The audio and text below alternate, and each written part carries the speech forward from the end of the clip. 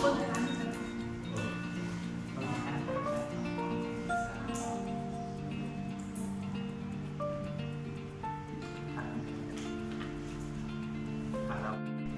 นำกี้พัดเครื่องกระนำไปปลาเป็นยังดูอาจารย์ ตอนอาจารย์เป็นปัจเจกปัจเป็นลงทุน อาจารย์ตอบอะไรนำสารบอสโอผ่ากันเบิ้งบนเห็นพากันกินแต่อาหารเอาไปไข่ได้ลูกคิดตอบมันลูก